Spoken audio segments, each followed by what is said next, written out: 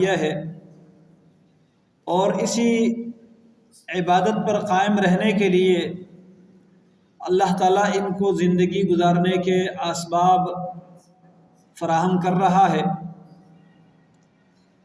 اور خاص طور پر مخلوقات میں سے دو قسمیں جنات اور انسان، جن کو ثقلین کہا جاتا ہے، ان کی زندگی کا مقصد، پیدائش کا مقصد اللہ تبارک و تعالیٰ کی عبادت ہے، اور باقی زمین پر پیدا ہونے والی ساری مخلوق، زمین سمیت اور اس پر اگنے والے تمام پودے، درخت، فصلیں، پھل، سبزیاں اور زندہ رہنے والی باقی مخلوقات، چرند پرند، مویشی وغیرہ، سب کے سب یہ اس انسان کی خدمت کے لیے، اس کی ضرورت کو پورا کرنے کے لیے اور اس کے فائدوں کے لیے اللہ تعالیٰ نے پیدا کیا ہے۔ تو انسان جس کو اللہ نے اتنا بڑا اعزاز دیا ہے، اتنا بڑا مقام دیا ہے، اس کی وجہ یہ ہے کہ یہ ایک اہم مقصد کے لیے پیدا ہے، لیکن وہ انسان جو اس مقصد کو بھول جائے اور اس مقصد کو وہ ترک کر دے، اپنی مرضی کی زندگی گزارنا چاہے، رب کی غلامی کو اختیار نہ کرے، تو یہ انسان اللہ تبارک و تعالیٰ نے پھر اس کی تشبیہ، اس کی تمثیل ان مخلوقات سے دی ہے جو انسان کی خدمت اور انسان کی ضرورت کو پورا کرنے کے لیے اور انسان کے فوائد کے لیے پیدا ہونے والی مخلوقات میں سے سب سے ناپسند کیے جانے والے مخلوقات ہیں۔ جیسے اللہ رب العالمین نے ایسے لوگوں کے بارے میں جو اللہ تعالیٰ کا کہنا نہیں مانتے، اس کی پہچان نہیں رکھتے، اس کے حکم کے مطابق نہیں چلتے، فرمایا اولئک کالانعام، یہ جانوروں جیسے ہیں۔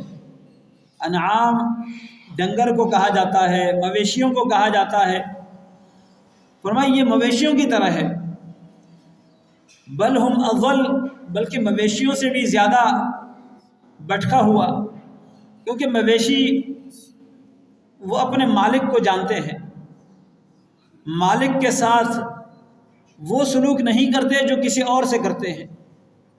مثال کے طور پر کوئی گائے ہیں، کوئی بیل ہے جو بڑا مست ہے، سینگ مارنے والا ہے، لیکن اپنے مالک کو وہ کچھ نہیں کہتا۔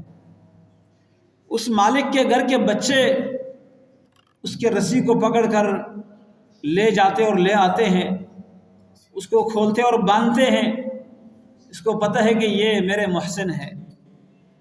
تو وہ انسان جو اپنے محسن کو نہ پہچان سکے، اس رب کی قدر نہ کر سکے، یہ انسان اس جانور سے بدتر ہے یا نہیں؟ یقیناً۔ کہیں اللہ رب العالمین نے اس کی مثال دی ہے گدھے کے ساتھ، جیسے یہودیوں کے متعلق اللہ نے فرمایا اولئک، فرمایا مثل الذین حملوا التوراۃ ثم لم يحملوها كمثل الحمار يحمل اسفارا، جو کتابوں کو لادتے ہیں، کتابوں کا وزن ان کے پشت پر ہوتا ہے، لیکن ان کو نہیں پتہ کہ ان کتابوں کے اندر کیا ہے۔ ایسے لوگ جن کو تورات کی ذمہ داری دے دی گئی تھی اور وہ اس کی ذمہ داری کو نبھا نہ سکے، فرمایا وہ گدھوں کی طرح ہے۔ کہیں اللہ رب العالمین نے ایسے شخص کے بارے میں جس کو اللہ کی آیتوں کا علم دے دیا گیا اور اس سے وہ مڑ گیا، روگردانی اختیار کی، منہ موڑا، اس کے مطابق زندگی نہ گزاری، فرمایا فَمَثَلُهُ كَمَثَلِ الْكَلْبِ، اس کی مثال کتے کی مثال ہے۔ اب یہ مختلف جانوروں کی تشبیہ اللہ نے دی ہے۔ وجہ یہ ہے کہ اللہ تعالیٰ نے انسان کو ایک عظیم مقصد کے لیے پیدا کیا ہے، اور اس مقصد کو یاد دلانے کے لیے اللہ تعالیٰ نے انبیاء کا سلسلہ جاری رکھا ہے۔ ہر دور میں اللہ تعالیٰ نے ایک نبی بھیجا ہے تاکہ وہ اپنی قوم اور اپنی امت کو اللہ تعالیٰ کا وہ پیغام یاد دلائے جو اللہ تعالیٰ کی غلامی اختیار کرنے کا پیغام ہے۔ الست بربکم، کیا میں تمہارا آقا نہیں، تمہارا مالک نہیں؟ قالوا بلا، سب نے کہا یا اللہ تو ہمارا رب ہے، تو ہمارا مالک ہے، ہم تیرے غلام ہیں۔ اس غلامی کو یاد دلانے کے لیے اور اس اللہ کی غلامی میں آنے کے لیے اللہ تعالیٰ نے انبیاء بھیجے ہیں تاکہ امتوں کو یہ پیغام یاد دلایا جائے۔ پھر ان کے ساتھ کتابیں بھیجی ہے۔ تو یہ سلسلہ اللہ نے قائم کر رکھا ہے، لیکن سب سے آخر میں جو نبی اللہ تعالیٰ نے مبعوث فرمایا ہے وہ محمد رسول اللہ صلی اللہ علیہ وسلم ہے۔ آپ صلی اللہ علیہ وسلم سے پہلے ہر قوم میں، ہر بستی میں، ہر علاقے میں اللہ تعالیٰ نے انبیاء بھیجے ہیں، بلکہ ایک ایک وقت میں 3 4 نبی ہوتے تھے۔ کوئی ایک بستی کا نبی ہوتا، کوئی دوسرے گاؤں کا نبی ہوتا، کوئی تیسری قوم کا نبی ہوتا۔ محمد رسول اللہ صلی اللہ علیہ وسلم کے آنے پر انبیاء کی بعثت کا وہ سلسلہ منقطع ہو گیا۔ ہر مومن کو اس بات پر یقین اور ایمان رکھنا چاہیے کہ محمد رسول اللہ صلی اللہ علیہ وسلم خاتم النبیین ہے۔ آپ علیہ السلام کے بعد کوئی نبی مبعوث ہو کر نبی بن کر آنے والا نہیں ہے۔ عیسیٰ علیہ السلام کا آنا برحق ہے، لیکن وہ نبی بن کر نہیں، وہ محمد رسول اللہ صلی اللہ علیہ وسلم کے امتی بن کر آئیں گے۔ باقی انبیاء کا سلسلہ ختم ہو گیا، لیکن یہ دین قیامت تک کے لیے باقی رہے گا۔ ہر قوم، ہر زبان والے، ہر نسل والے، ہر علاقے والے اس دین کے پابند ہیں کہ وہ اس پر عمل کریں، اس پر زندگی گزاریں۔ تو ان کو یہ دین کون بیان کرے گا؟ ان تک یہ دین کون پہنچائے گا؟ محمد رسول اللہ صلی اللہ علیہ وسلم کی زندگی وہ تو محدود زندگی ہے۔ آپ کی تاریخی ولادت سے لے کر 40ویں سال تک وہ نبوت سے پہلے کی زندگی ہے۔ آپ صلی اللہ علیہ وسلم کی بعثت سے لے کر ہجرت تک یہ 13 سال کی زندگی بنتی ہے، اور ہجرت سے لے کر آپ کے وفات تک یہ آپ کی 10 سالہ زندگی، ٹوٹل یہ 23 سال کی زندگی نبوت کی زندگی ہے، اور مکمل عمر آپ کی 62 سال ہے۔ لیکن اس کے بعد جو لوگ آئیں گے، جو قومیں آئیں گی، جو نسلیں آئیں گی، ان کو اللہ تعالیٰ کا یہ پیغام کون یاد دلائے گا؟ اس سلسلے کو جاری رکھنے کے لیے اللہ رب العالمین نے انبیاء کو ایک قسم کے وارث عطا فرمائے ہیں، کیونکہ نبی وہ اللہ رب العالمین کا قاصد ہوتا ہے، اللہ کی طرف سے پیغام پہنچانے والے ہوتے ہیں۔ ان کی وراثت کیا ہے؟ وہ وراثت جو پوری امت کے لیے ہے، مال، دولت، روپے، پیسے ان کی وراثت نہیں ہے۔ آپ صلی اللہ علیہ وسلم نے فرمایا نحن معشر الانبیاء لا نرث ولا نورث، ہم انبیاء کی جماعت ہیں، ہماری وراثت نہیں لی جاتی۔ ما ترکناہ صدقہ، جو ہم چھوڑ کے جاتے ہیں وہ صدقہ ہے پوری امت کے لیے، وہ اللہ کے نام پر ہے۔ ہماری وراثت کچھ نہیں ہے۔ ہاں، ہماری وراثت کیا ہے؟ ہماری وراثت یہ اللہ کا دین ہے، یہ علم ہے، یہ روشنی ہے جو اللہ نے نازل فرمائی ہے قرآن سے، قرآن کی شکل میں، حدیث کی شکل میں، آسمان سے جو روشنی آئی ہے، یہ روشنی ہماری وراثت ہے، اور اس روشنی کو حاصل کرنے والا وہ ہمارا وارث ہے۔ یہ وارث کون ہے؟ آپ صلی اللہ علیہ وسلم کے صحابہ کرام، ان میں سے جو علماء تھے، ان کے بعد تابعین، تابعین کے بعد تبع تابعین، ان کے بعد جس نے علم کے اس خزانے میں سے حصہ لیا، وہ آپ کی وراثت کا کچھ نہ کچھ حصے کا مالک بنا، اور اس نے اس وراثت کو آگے منتقل کیا، اور یہ سلسلہ آج تک جاری اور ساری ہے، اور قیامت تک یہ سلسلہ جاری رہے گا۔ کیونکہ اگر مال دولت کو ایسے چھوڑ دیا جائے، اس کا کوئی وارث نہ ہو، تو اس کو لینے کے لیے بہت سارے لوگ ویسے ہی تیار ہو جاتے ہیں۔ وارث نہ بھی ہو تو تب بھی اس کو سنبھالنے کے لیے، اس کو اپنے تحویل میں لینے کے لیے بہت سارے لوگ تیار ہو جاتے ہیں۔ لیکن یہ علم جو انبیاء کرام چھوڑ کے گئے ہیں، یہ روشنی جو اللہ نے آسمان سے بھیجی ہے، اس کے اگر وارث مقرر نہ کیے جائیں تو پھر یہ روشنی بجھ جائے گی، اور اللہ تعالیٰ نے اس روشنی کو بجھنے نہیں دینا۔ وَيَأْبَى اللَّهُ إِلَّا أَن يُتِمَّ نُورَهُ، اللہ تعالیٰ اس بات سے انکار کرتا ہے کہ اس کی روشنی کو کوئی بجھا دے۔ اس کی روشنی وَاللَّهُ مُتِمُّ نُورِهِ وَلَوْ كَرِهَ الْكَافِرُونَ، وہ اپنی روشنی کو مکمل کرے گا اگرچہ کافر اس بات کو پسند نہیں کرتے۔ آج دنیا میں جو اسلام کے دشمن ہیں، ان کو سب سے بڑی دشمنی کس بات سے ہے؟ وہ نہ کسی کی پی ایچ ڈی سے پریشان ہے، نہ کسی کے انجینئر بننے سے پریشان ہے، نہ کسی کے ڈاکٹر بننے سے ان کو تکلیف ہوتی ہے، نہ کسی کے اکاؤنٹنٹ بننے سے ان کو تکلیف ہوتی ہے، نہ کسی اور فن میں مہارت حاصل کرنے سے ان کو تکلیف ہوتی ہے۔ ان کو سب سے بڑی تکلیف کیا ہے؟ جہاں قال اللہ اور قال الرسول کی بات بیان کی جاتی ہے۔ دینی مدارس سب سے زیادہ کافروں کی آنکھوں میں کھٹکتی ہے۔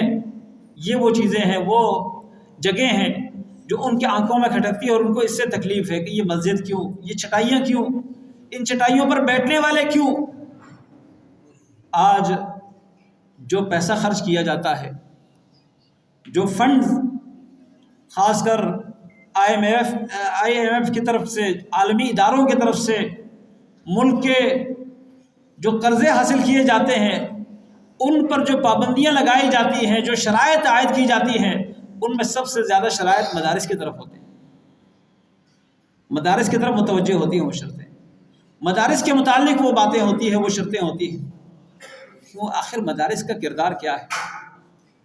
مدارس کے پاس کون سی اتنی بڑی طاقت ہے جس سے کافر پریشان اور سرگردان ہیں؟ ان کو پتہ ہے کہ جو ہمارا مقصد ہے وہ اس وقت تک حاصل نہیں ہو پائے گا جب تک یہ مدارس موجود ہوں، جب تک ان مدارس میں پڑھنے والے قال اللہ اور قال الرسول کی صدا بلند کرنے والے موجود ہوں گے۔ آج آپ دیکھیے جن ممالک میں علماء نہیں ہے، وہاں کیا صورتحال ہے۔ وہاں کوئی تمیز نہیں حلال حرام کی، رشتوں میں، کھانے پینے میں، دیگر چیزوں میں کوئی پابندی نہیں۔ علم سے وہ لوگ عاری اور خالی ہیں، تو حیا سے بھی خالی اور عاری، تمیز سے بھی عاری اور ترقی سے بھی عاری ہے۔ ہم تو کہتے ہیں ترقی یہ ہے کہ دنیا زیادہ بن جائے، نہیں، ترقی یہ نہیں ہے۔ ترقی یہ ہے کہ انسان انسانیت کو قائم رکھ سکے۔ ترقی یہ نہیں ہے کہ انسان جس کو اللہ تعالیٰ نے حیادار بنایا، اس کے جسم کو ڈھانپنے کے لیے اللہ نے کپڑا پیدا کیا ہے، وہ اپنے کپڑے کو اتار کر ایسے چلے جیسے کوئی گدھا اور کوئی کتا چلتا ہے۔ جانوروں کے جسم کو ڈھانپنے کے لیے اللہ تعالیٰ نے بال دیے ہیں، لیکن انسان کو اپنے صدر کو ڈھانپنے کے لیے اللہ نے کپڑا دیا ہے۔ آج جتنا کوئی اس کپڑے کو ہٹاتا ہے، اتارتا ہے اور اپنے آپ کو ننگا کر دیتا ہے، ہم کہتے ہیں اس نے بڑی ترقی کر لی۔ یہ ترقی یافتہ جو ہمارے تصور میں ہے، یہ اصل میں تنزل کے شکار ہیں۔ اگر یقین نہیں آتا، ان ممالک میں رہنے والے جو کچھ نہ کچھ حیا رکھنے والے، دینی غیرت رکھنے والے ہیں، ان سے پوچھ لیں کہ آپ کی بیٹی جوان ہے، آپ کے گھر میں یہ فلاں لڑکا آتا ہے، آپ کی بیٹی جاتی ہے، آپ اس پر پابندی لگا سکتے ہیں؟ نہیں، قانون ان کو اس بات کی اجازت نہیں دیتا کہ وہ اپنی بیٹی کے ساتھ آنے جانے والے اس کے بوائے فرینڈز کو روکے، یا اپنی بیٹی کو کہیں جانے سے روکے۔ کہتے ہماری ذاتی آزادی ہے، اس پر پابندی نہیں لگائی جا سکتی۔ اور آج اگر کوئی تھوڑا بہت حیادار انسان ہے تو وہ اس بات سے پریشان ہے کہ میں یہاں آ کے کیوں بسا، یہاں آ کے میں نے رہائش کیوں اختیار کی۔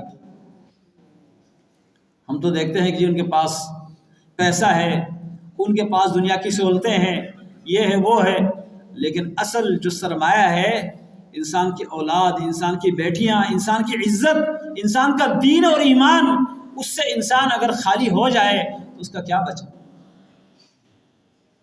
لیکن یہ دینی ادارے، دینی مدارس، اور آپ یہ بات یاد رکھیے کہ جتنی کوئی چیز اہم ہوتی ہے، جتنی زیادہ کسی چیز کی ویلیو ہوتی ہے، اتنی ہی زیادہ اس کی کاپیاں بنتی ہیں، اتنی زیادہ اس کی نقالی کی جاتی ہے۔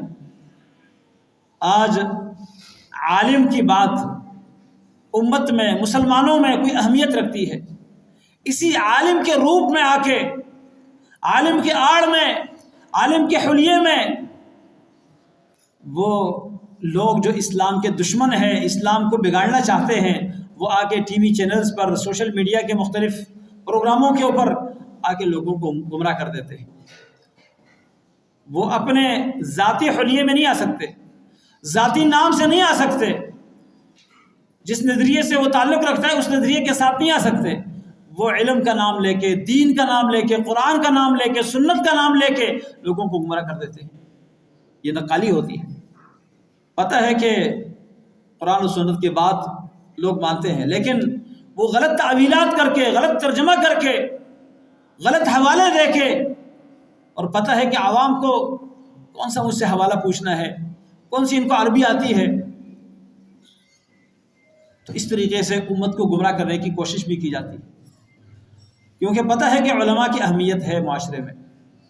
لیکن آپ یہ بتائیے کہ جس مسلمان کو وضو کا طریقہ آتا ہے، جس کو تیمم کا طریقہ آتا ہے، جس کو جنازہ پڑھنے اور پڑھانے کا طریقہ آتا ہے، جس کو نماز کا طریقہ آتا ہے، جس کے پاس حلال اور حرام کی تمیز ہو، وہ ان رشتوں کو جانتا ہو کہ یہ نکاح میں لینا حرام ہے اور یہ نکاح میں لینا حلال ہے۔ یہ ساری چیزیں مالی معاملات میں حلال حرام کا فرق، یہ اگر علماء کے علم کے بغیر ممکن ہو تو پھر آپ بتائیے کہ وہ لوگ جن کے پاس علماء نہیں ہیں وہ ان چیزوں کو کیوں نہیں جانتے؟ میں حیران ہو جاتا ہوں بعض مسلمانوں پر جو کہتے ہیں مدارس نے کیا دیا ہے امت کو۔ مدارس نے اگر کچھ بھی نہیں دیا، مدارس سے آپ ڈاکٹر نہیں مانگ سکتے کہ مجھے ڈاکٹر بنا کے دو۔ مدارس آپ کو انجینئر بنا کے نہیں دے رہا، نہ ان کا یہ دعویٰ ہے۔ مدارس آپ کو کوئی جنگی جہاز اڑانے والا پائلٹ بنا کے نہیں دے رہا، اس لیے کہ ان کا یہ دعویٰ نہیں ہے اور نہ ان کے یہ وسائل ہیں۔ لیکن آپ کی مسجد کی ضرورت، امام کی، خطیب کی، نکاح پڑھانے والے کی، جنازہ پڑھانے والے کی، آپ کے بچوں کو قرآن پڑھانے والے کی، یہ ساری ضرورتیں کہاں سے پوری ہوتی ہیں؟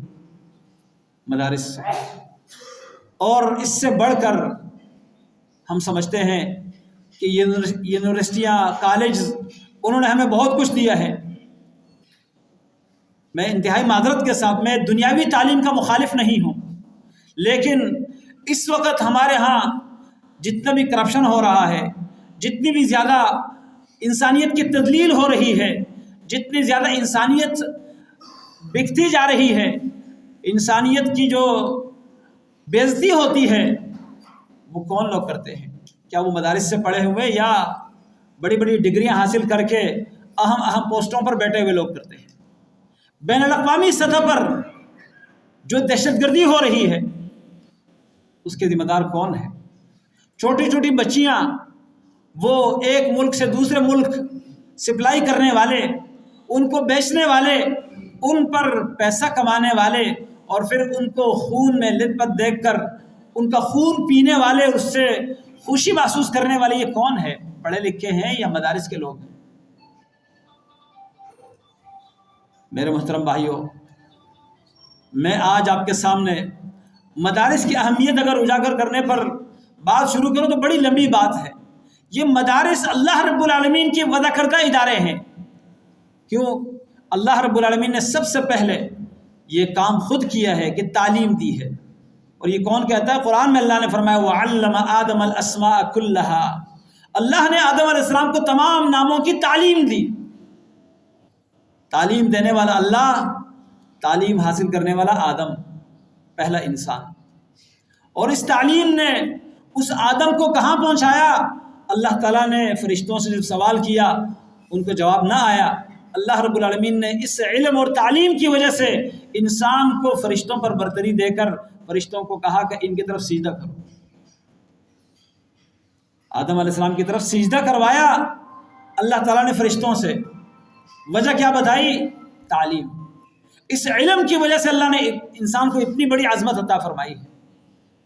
محمد الرسول اللہ صلی اللہ علیہ وسلم مکہ کے رہنے والے، ایک یتیم غریب گھرانے سے تعلق رکھنے والے، لیکن اللہ رب العالمین نے جب یہ آیت نازل کی اقرا، پڑھ لیجئے، قرأت کر لیجئے، فرمایا ما انا بقارئ، میں تو پڑھا لکھا نہیں ہوں۔ فرمایا اقرا، پڑھ لیجئے، فرمایا ما انا بقارئ، میں پڑھا لکھا نہیں ہوں، میں کیسے پڑھوں؟ فرمایا اقرأ بسم ربک الذی خلق خلق الانسان من علق اقرأ وربک الاکرم الذی علم بالقلم علم الانسان ما لم یعلم۔ یہ آیت نازل ہوئی، آپ نے اس کی قرأت شروع کر لی، آگے پھر سلسلہ بڑھتا گیا، پھر پورا قرآن 114 سورتوں پر مشتمل، 30 پاروں پر مشتمل قرآن نازل ہوا۔ اور یہ قرآن جیسے نازل ہوا، اس کو سیکھنے کے لیے اللہ تعالیٰ نے مدارس کا نظام رکھا۔ آپ صلی اللہ علیہ وسلم پر قرآن نازل ہوتا، آپ اپنی بیوی، اپنے دوست ابو بکر، اپنے گھر میں رہنے والے جن کے گھر میں آپ رہتے تھے، علی رضی اللہ عنہ، اسی طرح اپنے خادم زید بن حارثہ رضی اللہ عنہ اور دیگر آپ پر ایمان لانے والوں کو وہ قرآن پڑھاتے تھے۔ پھر ایک مدرسہ بنایا گیا، ایک صحابی تھے ارقم ابن ابی الارقم رضی اللہ عنہ، انہوں نے اپنا گھر وقف کر دیا کہ میرا یہ گھر مدرسہ ہوگا، اس پر قرآن کریم کی تعلیم اور تعلم جاری ہوگا، جو سیکھنے کے لیے آئیں گے وہ بھی یہاں آئیں گے، جو سکھانے والے ہوں گے وہ بھی یہاں آئیں گے۔ وہاں سے سلسلہ بڑھتا گیا، یہاں تک کہ اسلام پھیلا۔ رسول اللہ صلی اللہ علیہ وسلم نے اس علم کو عام کرنے کے لیے اپنے دو ساتھی مصعب بن عمیر اور عبداللہ ابن ام مکتوم رضی اللہ عنہما، جن میں سے ایک نابینا ہے اور دوسرے خوبصورت نوجوان، مکہ کا بڑا سرمایہ دار گھرانے سے تعلق رکھنے والا، لیکن دین کی وجہ سے ماں نے اس کو اپنے والد کی جائیداد سے محروم کر دیا، ان دونوں کو مدینہ بھیجتے ہیں کہ جب انہوں نے قرآن سیکھا ہے آگے لوگوں کو سکھائے۔ مدینہ آئے تو انہوں نے لوگوں کو قرآن پڑھانا اور سکھانا شروع کیا۔ رسول اللہ صلی اللہ علیہ وسلم کے آنے تک بہت سارے لوگ قرآن کا کافی حصہ سیکھ چکے تھے، اور ان دونوں کی دعوت پر بہت سارے لوگ مسلمان ہو چکے تھے۔ پھر آپ صلی اللہ علیہ وسلم آتے ہیں تو مدینہ میں اللہ تعالیٰ کا گھر تعمیر کرتے ہیں جس کا نام ہے مسجد نبوی۔ اس مسجد نبوی کے پچھلے سائڈ پر کچھ ایک جھونپڑا سا، چبوترا سا بناتے ہیں جس کے ستون کھجور کے تنے ہیں، اور اس کے اوپر کھجور کے پتے ڈال کے اس کو ایک سائبان بنا دیا گیا ہے، چبوترا بنایا گیا ہے۔ جو مہاجرین آتے ہیں، غریب غربا آتے ہیں، جن کا کوئی گھر بار نہیں، وہ اسی جگہ آ کر ٹھہرتے ہیں۔ اور نبی علیہ الصلوۃ والسلام کے گھر کے قریب ہونے کی وجہ سے آپ صلی اللہ علیہ وسلم کی زبان مبارک سے نکلنے والی قرآن کی آیت، آپ کی زبان سے نکلنے والی پیغمبر کی حدیث، وہ یاد کر کے عالم بن جاتے ہیں۔ پھر جب ضرورت پڑتی ہے دعوت کے لیے، جہاد کے لیے، لوگوں کی رہنمائی کے لیے، اسی چبوترے والے جن کو اہل صفہ کہا جاتا ہے، انہی کو بیچ دیا جاتا ہے اسلام کا نمائندہ بنا کر، اور اس طریقے سے یہ دین اگلے نسلوں تک منتقل ہوا۔ بعد میں پھر خلفائے راشدین کے دور میں بڑے بڑے مدارس بنے، پھر ان کے بعد تابعین کے دور میں بنو امیہ، بنو عباس اور دیگر حکمرانوں کے ادوار میں بڑے بڑے مدرسے، بڑے بڑے جامعات بنے، اور پھر یہ سلسلہ بڑھتا گیا، آج تک یہ سلسلہ قائم ہے۔ لیکن بیچ میں ایک رکاوٹ آئی، استعمار، برطانیہ کی حکومت۔ برطانیہ کی حکومت نے ان مدارس کے متعلق وہی نظریہ پھیلانا شروع کیا جو نظریہ عیسائیت میں پہلے سے رائج تھا، کہ دین اور دنیا دو الگ الگ چیزیں ہیں۔ کچھ لوگ ایسے ہوں گے جو دین کا کام کریں گے، راہب بن کر، پادری بن کر، دنیا کے معاملات سے وہ الگ تلگ ہوں گے، نہ اس کی شادی ہوگی، نہ بچے ہوں گے، نہ کوئی کاروبار ہوگا، بس وہ اللہ کی عبادت کے لیے وقف ہوگا۔ اور باقی لوگ وہ آ کر ان سے اپنے گناہوں کو بخشوانے کے لیے کچھ شکرانہ ادا کریں گے، باقی ان لوگوں کا دنیا سے کوئی تعلق نہیں ہوگا۔ سیاست دوسروں کے ہاتھ میں ہوگی، قیادت دوسروں کے ہاتھ میں ہوگی۔ تو یہ سلسلہ انہوں نے مسلمانوں میں بھی رائج کیا۔ آپ دیکھیے ہندوستان میں انہوں نے حکومت کی، اسی طرح بعض افریقی ممالک میں انہوں نے حکومت کی، فرانس نے اور یہاں برطانیہ نے، تو انہوں نے وہی چیزیں پھیلائی۔ اس وقت پاکستان میں بھی وہی سلسلہ چل رہا ہے کہ دین اور دنیا دونوں کو الگ الگ سمجھا جاتا ہے، اور یہ دو الگ الگ تعلیمیں ہیں۔ حالانکہ اللہ رب العالمین نے انسان کو جو سب سے پہلے تعلیم دی وہ کیا ہے؟ وہ دین کی نہیں۔ وعلم آدم الاسماء كلها، آدم علیہ السلام کو اللہ تعالیٰ نے چیزوں کے نام بتائے، جو ضرورت کی چیزیں تھیں، استعمال کی چیزیں تھیں، ان کے نام بتائے۔ یہ نام بتانا یہ دنیا کی تعلیم ہے، دین کی نہیں۔ لیکن دین کی تعلیم دنیا کی تعلیم سے الگ نہیں، اور دنیا کی تعلیم دین کے تعلیم کے بغیر گمراہی ہے، کیونکہ دنیا کی چیزوں کو استعمال کرنا ہے، پیسہ ہے، اس کو کمانا ہے، اس کو خرچ کرنا ہے، کیسے کرنا ہے، یہ چیز دین سے ہمیں پتہ چلے گی۔ اسی طرح یہ معاملات، لین دین، یہ سارے ہیں تو دنیا کے معاملات، لیکن ان کو سیکھنا ہم نے دین سے ہے۔ جب دین سے ان کو ہم ہلک کریں گے تو پھر کیا رہ جاتا ہے؟ پھر حیوانیت رہ جاتی ہے، حلال حرام کی تمیز نہیں۔ تو آج یہ سلسلہ چل رہا ہے کہ دینی مدارس کو بدنام کرنے کی کوشش کی جا رہی ہے، اور یہ بتایا جا رہا ہے کہ جی یہ لوگوں کو قدامت پسندی کی طرف، لوگوں کو ترقی سے روکنے کی طرف لے کے جا رہے ہیں۔ حالانکہ مدارس نے کبھی کسی کو ترقی سے نہیں روکا۔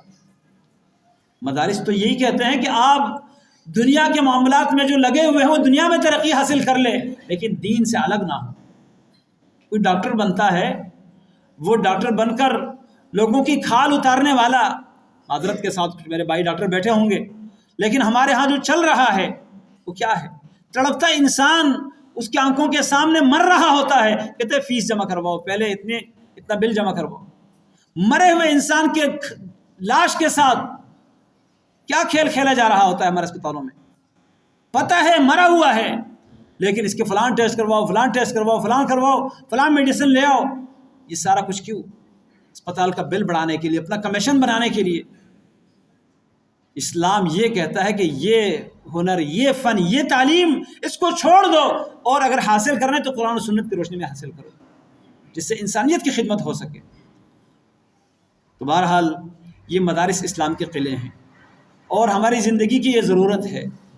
ہمیں جس طرح کھانے پینے کی ضرورت ہے، اسی طرح دین کے علم کی ہمیں ضرورت ہے۔ اس سے بڑھ کر اگر کھانا پینا شارٹ ہو جائے تو شاید ہماری دنیا کی زندگی ختم ہو جائے، لیکن علم شارٹ ہو جائے تو پھر ہماری آخرت برباد ہو سکتی ہے، ہمارا دین بگڑ سکتا ہے۔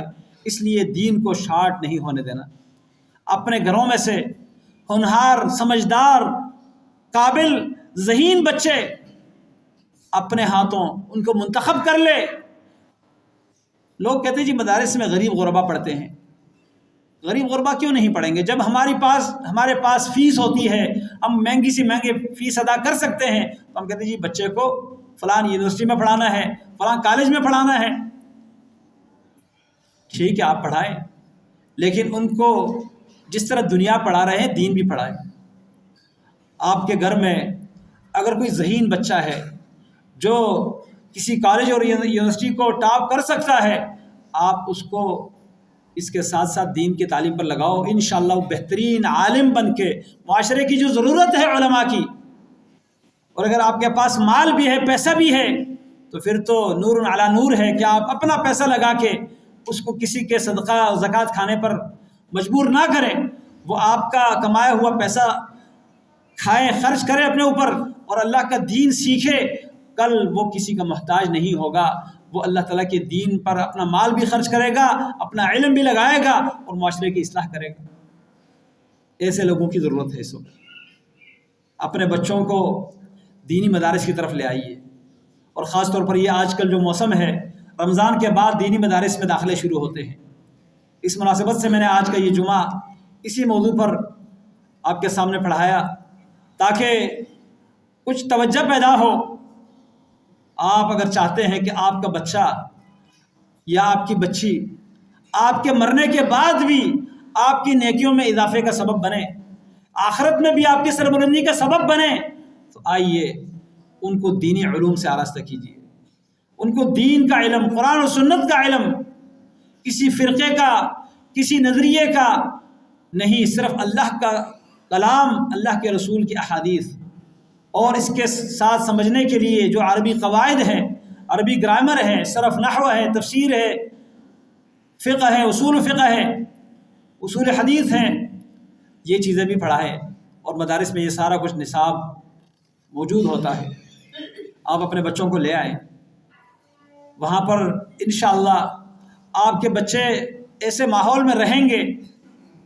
میں بعض دفعہ دیکھتا ہوں ہمارے خاص کر غریب غربا لوگوں کی آبادیاں ہیں، کچھی آبادیاں، لوگ شکوے کرتے ہیں جی بچے نشئی بن گئے، بچہ جو ہو دوستوں کے ساتھ، پہلے یہ شکوے ہوتے تھے، ابھی تو کالج اور یونیورسٹی کے اندر پڑھنے والے لڑکے اور لڑکیاں، ان کے ہاتھ میں ویب، ان کے ہاتھ میں سگریٹ، ان کے ہاتھ میں آئس، ان سے وہ نشے لیتے ہیں، نشے کرتے ہیں۔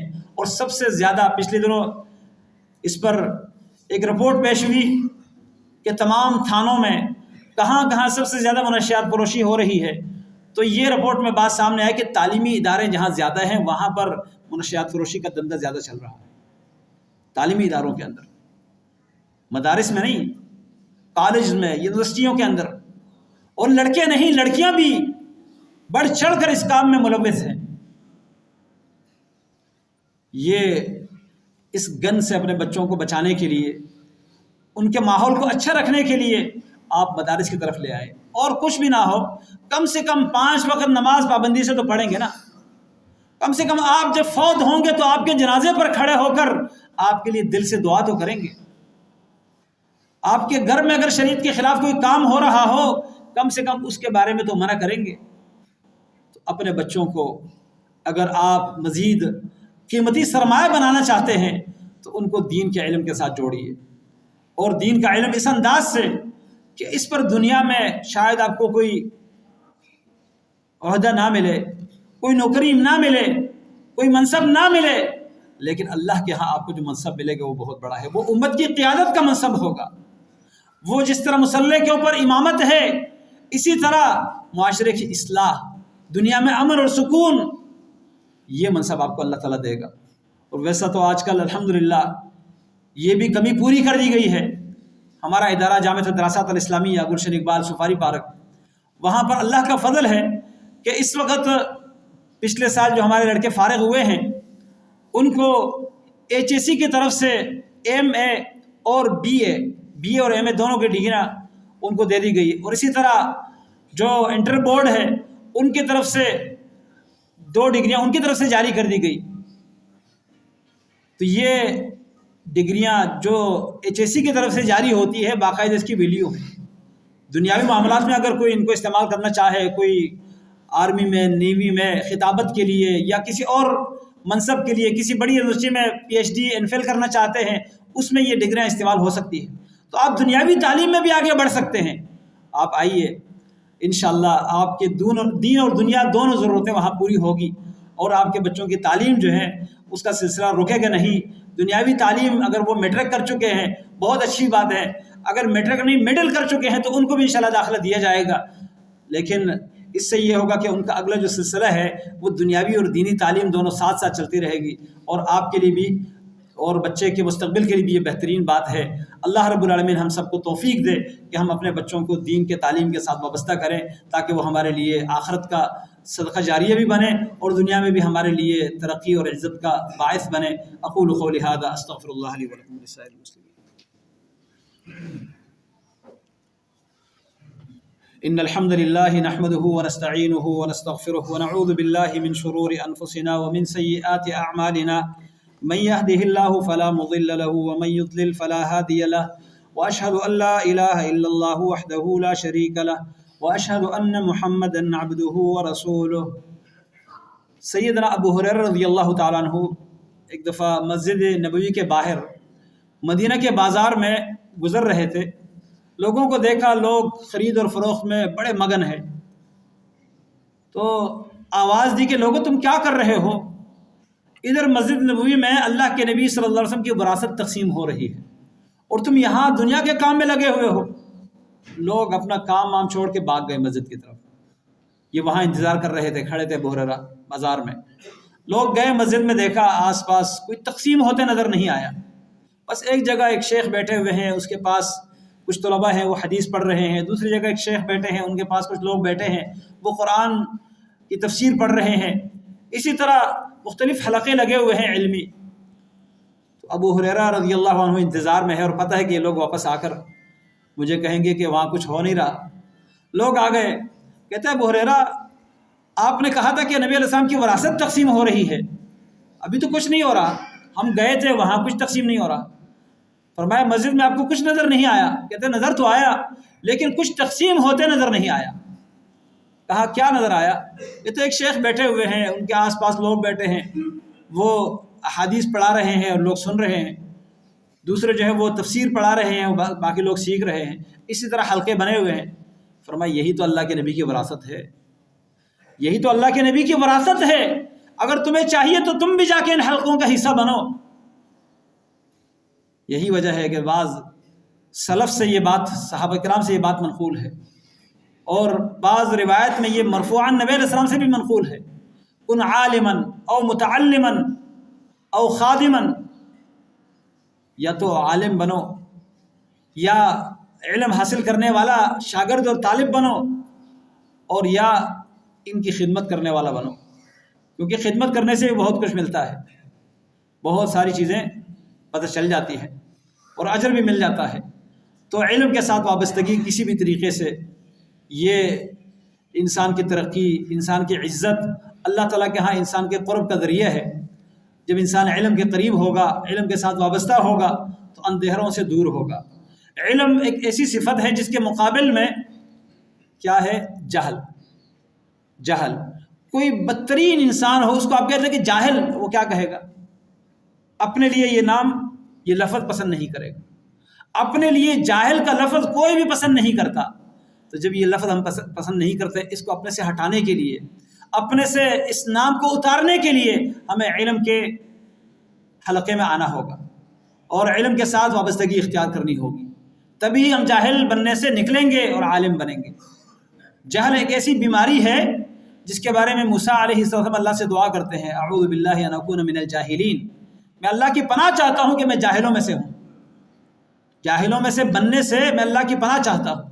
تو ہمیں بھی جہالت سے نکلنا چاہیے، جس عمر میں بھی ہے قرآن کو سیکھنے کی کوشش کرنی چاہیے، اللہ کے نبی صلی اللہ علیہ وسلم کے احادیث کو سیکھنے کی کوشش کرنی چاہیے، ان علمی حلقات کے ساتھ وابستگی اختیار کرنی چاہیے، اور اپنے بچوں کو، اپنے جوانوں کو، اپنے لڑکوں اور لڑکیوں کو ایسے اداروں کی طرف جہاں پر قرآن و سنت کی تعلیم پاکیزہ ماحول میں اور انتہائی احتیاط کے ساتھ، جہاں پر ان کی تربیت ہو، ان کی بہترین تعلیم ہو، ان کا تزکیہ نفس ہو، ایسے اداروں میں اپنے بچوں کو داخل کروانا چاہیے تاکہ وہ ہمارے لیے، ہمارے گھروں کے لیے، محلے اور علاقے کے لیے روشنی بنے اور علاقے میں روشنی پھیلانے والے بنے۔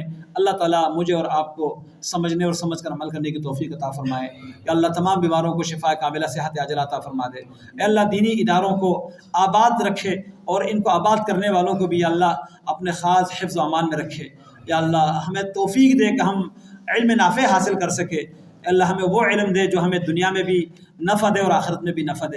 اے اللہ ایسے علم سے ہمیں بچائے جو ہمارے اوپر حجت بنے اور ہمارے لیے دنیا اور آخرت کے نقصان کا ذریعہ ہو۔ اے اللہ ایسے علم سے ہمیں محفوظ رکھے۔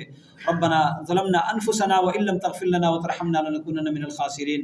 ربنا آتنا في الدنيا حسنة وفي الآخرة حسنة وقنا عذاب النار۔ وصلى الله تعالى على خير خلقه محمد وعلى آله وأصحابه أجمعين برحمتك يا أرحم الراحمين۔